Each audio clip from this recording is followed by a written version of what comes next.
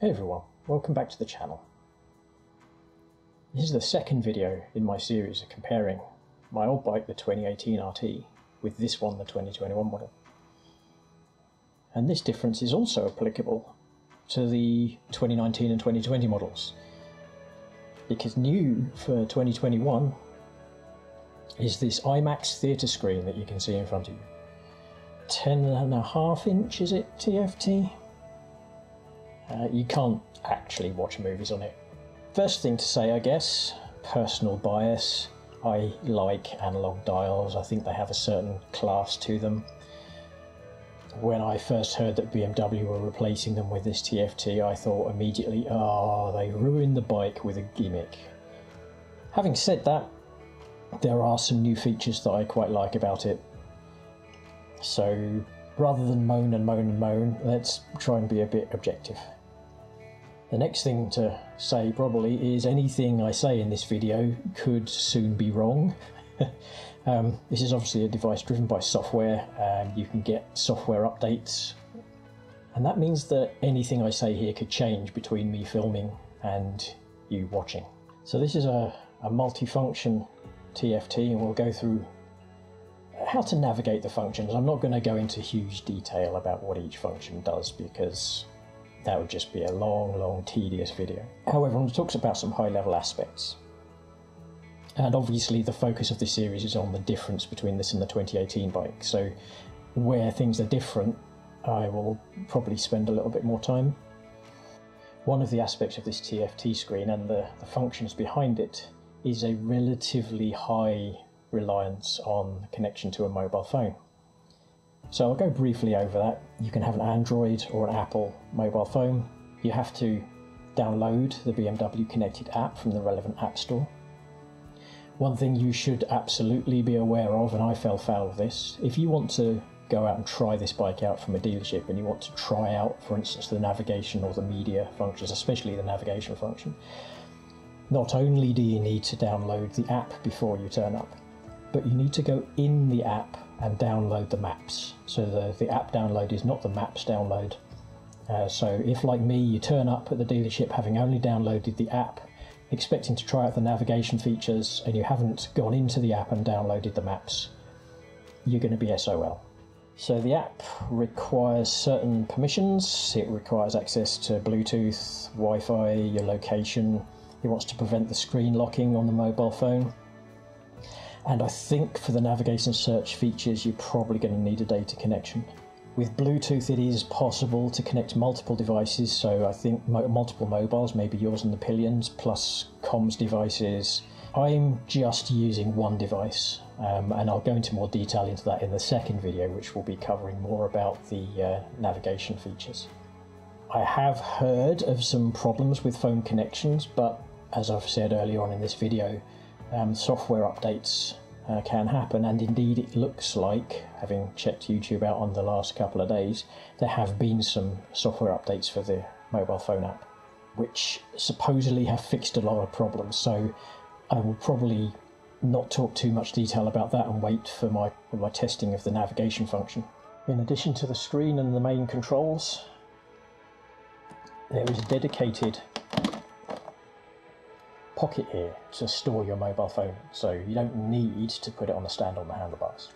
Inside here is, as you can see, a USB charging socket. It also does wireless charging, and is on the face of it a pretty decent addition to have when you're expecting someone to connect your mobile phone to the bike.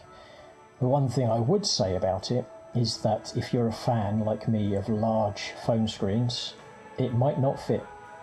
So the phone I have that I'm using for this bike is a Nokia 3.4. It's not a fantastically reviewed phone, but it does have rather a tall screen, which means that I cannot fit this phone in this pocket and have a conventional charging cable attached. So what I've had to do is go out and buy a funky cable with a U-shape adapter on it. And that's the only way I can actually get that phone in this pocket and get it charging at the same time. I have another phone, which is my main phone. It's a very old one. It's a Samsung Galaxy Note 2, and it's quite wide. And the pocket tapers as you go towards the front of the bike, And it just so happens on this phone where the tapering happens, it's just at exactly the right position to press the power button, and it holds the power button in and it reboots the phone, so I can't put my Samsung in here either. But if you've got a small phone, you'll probably be loving it. This is the phone I'm using, Nokia 3.4. I don't know if this is a problem with the phone or the bike phone connection, but the only thing left to say on this is that when you connect it to the bike, it is actually quite slow to connect. You'll do your initial Bluetooth, it'll do a Wi-Fi, and then it seems to take ages before it's in a situation to display the map on the big screen up there. It could just be that I don't have a fast enough phone. So here are the controls, pretty similar to the old bike. You have your menu button, you have your wonder wheel. There are some subtle differences. With the old bike, the menu button, you press it up and that accesses the favourite screen function, and you press it down and that cycles through the menu screens. That's subtly different here. And you've got your wonder wheel that you can scroll up and down and move left and right. So the general idea here is that this menu button is for choosing which menu screen you want to see, and then this wonder wheel thing here is for selecting and highlighting and operating on the things that you can currently see on the screen. Okay, and then you have these four favourite buttons. It is worth noting at this point that the favourites are not your favourites, they are BMW's favourites. You currently cannot change what these functions do. When you lightly touch these buttons, there will be a preview up on the screen that says, okay, this is what it would have done. So maybe if I show you that now. Now look down at the screen, and I'm going to lightly press the 1 button, and you can see play, pause, media. If I lightly touch the 2 button, it comes up as this easy grips. If I lightly press the 3 button, change audio source, and lightly touch the 4 button, and you can see a navigation function. And because I haven't actually connected the phone up to the bike, it says not available. If I press the number 1 button down much harder to actually select it, it says not available. And the reason it says it's not available is because I don't have the radio on this bike. So 2 of the buttons are pretty much useless. Numbers 1 and 3, if I press number 3 down, it says not available. Basically those are to do with the radio, and so half these buttons are useless to me. But numbers 2 and 4, the heated grips and the navigation screen, I can use. I should say that it seems to me, and I haven't spoken to BMW about this, I've not spoken to anyone about this, but the fact that you can press the button lightly to get a preview of what the function is before you actually select that function seems to me to indicate that it's likely that in the future you will be able to program these buttons. But that's pure speculation on my part, pure speculation. It's just how I feel about my knowledge of software, etc, etc. Okay, so let's talk about what we can see on the screen itself. So this is the pure ride view. This is the view you get when you first switch the bike on. And you can see there's lots of information available. There's obviously a speed, you've got the rev counter. You can see whether the central locking is on or off. If I press that, you can see this little symbol comes up, and various other information on there. New to this model is you actually get a reading of the cruise. So this thing here is your cruise control indicator, and when you set the cruise, it will show you what value it is set at, what speed it's set at. So you didn't used to get that on the old bike. At the top here you have a status, and you can use the menu up button in this screen because this is the top level menu. You can't go up any further. They've used the menu up button here to cycle between information. So here you have the miles to 0. That's the tank status. That's the number of miles the bike has done in total. Read them in week boys. Tyre pressures, which will actually be activated when the bike is moving. In the menus you can choose to add more pieces of information to here, but obviously you're just pressing the menu up button to cycle through them. So the more you add, the more presses you have to press to get back to the beginning again.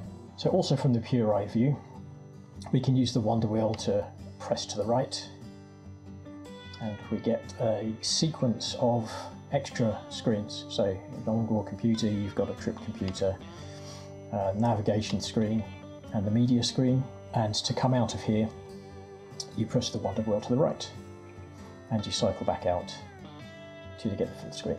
So with the menu rocker you actually go down and up through the menu levels. So obviously from here you can't go up, we've already shown that if you press it up it goes and cycles the status bar on the top. So you push down and then we get this menu here, and you can use the wonder wheel to select what it was that you want to look at, and you can see from the little teal coloured arrows that's which way you can go. And also the down here is not a down on the wonder wheel, it's actually down on the menu button to take you down into the next level. So down in the next level, once again the wonder wheel you can use to highlight by scrolling up and down, twisting the wheel up and down, pushing to the right, select, moves in, is an affirmative action, I guess you would say. And then moving to the left brings you back out of the menu system. Okay, so now to the super cool function that you won't have seen in any other YouTube videos because it seems that no other YouTube reviewers have bothered reading the manual. From the preview screen, as I've said before, you can move the wonder wheel right to select a side screen. And if you move the wonder wheel left, then it will sequentially come out of where you are and bring you back to the main screen. You can shortcut that by holding the wonder wheel left and it will take you straight out. Not only that, if you then hold the wonder wheel to the right, it takes you straight back to where you were, so you can actually have a favourite side view and actually hold the button left and right to come in and out of it. Similarly, if we use the menu rocker to go down and choose a screen here and then hold up on the menu rocker, it will take you straight back to the pure eye view. And then when you hold down, it will take you straight back to where you were. So you've got two favourite functions on this new screen. Back on the theme of what's different, I guess the main difference here between this bike and the older bikes is that there's no gap in the top for fitting in a nav6 or a nav5. I don't know about the nav5, but the nav6, as I understand it, it was a Garmin unit and BMW added some firmware to it so it could actually show you information about the bike. So that information is now in on the bike, you don't need to buy the nav6 to get at it.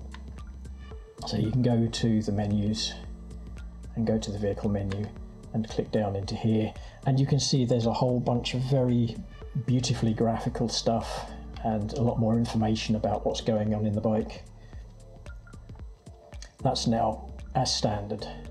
You don't need a nav6 to do it. Let's get the pessimistic stuff out of the way. What don't I like? What don't I like? Well, I wish that you had a view to have some analog dials on here. I mean, it's a nice big wide screen. There's plenty of room to draw two analog dials, and why not? I don't know why not, but you know, there you go. I don't like that these buttons are not customizable. That seems to be quite a limitation. At the time that I did some testing on this, the mobile phone connection seems to disconnect periodically, and it's, as I said, it's slow to reconnect. It will reconnect automatically, but it could take anywhere, it feels like it could take anywhere up to a minute to reconnect and get your display back on. So if you're navigating and it happens, and you just happen to have it happen at a point where it's a complicated section of turns you need to negotiate, you could easily find yourself getting lost because the connection died at the wrong moment. It's probably best that if you notice the connection has died, just stop and let it reconnect. Obviously, if you're on a motorway, you can't do that. Having said that, I have recently heard that there are some software updates to the app. It might well be worth making sure you've got the latest version of all that.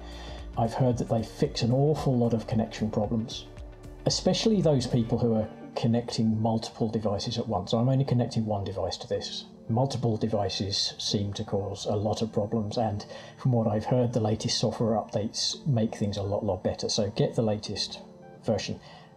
Anywho, so enough about that. What do I like about the bike? I like the fact that the cruise control speed setting is displayed. So when you set the cruise control, it shows you what speed it's set at. I like that. I like the split side view.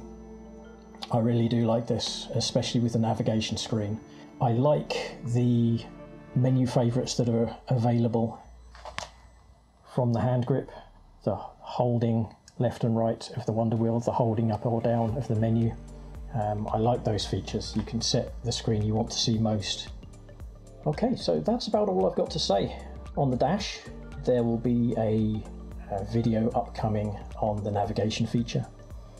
There won't be a video upcoming on the radio because I don't have it. But I hope this has been useful to some of you. If it was, click the like button. If you like the channel's content, then click subscribe and click the notification bell. And you know, you'll get notifications supposedly when I produce a new video. And hopefully I'll see you in the next video. Thanks for watching.